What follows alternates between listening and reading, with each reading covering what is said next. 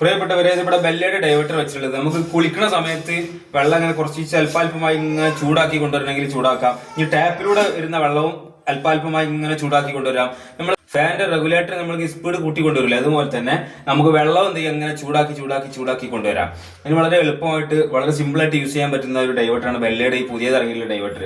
അതിന്റെ നോബ് കണ്ടില്ല, എന്താ ഇതിമ കാണിച്ചിട്ടുണ്ട് ഷവറിന്റെ ഭാഗത്തേക്ക്. ഇങ്ങനെ ലെഫ്റ്റ് സൈഡിലേക്ക് തിരിച്ചു കഴിഞ്ഞാൽ ലെഫ്റ്റ് സൈഡിലേക്ക് മെല്ലെ ഇങ്ങനെ തിരിക്കുന്നതിനനുസരിച്ച് ഷവറിൽ ഇങ്ങനെ ചൂടുവെള്ളം ഇങ്ങനെ കൂടി വരും, ചൂട് കൂടിക്കൊണ്ടേയിരിക്കും.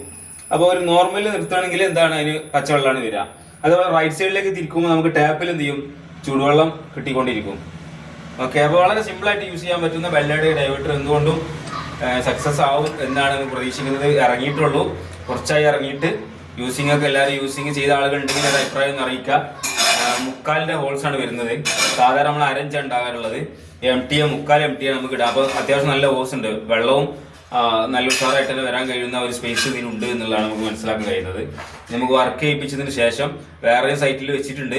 അവിടെ ഇന്നോഗ്രേഷൻ കഴിഞ്ഞതിന് ശേഷം എന്താ പാടുള്ളത് അടുത്ത് കൂടെ ചെയ്യാം.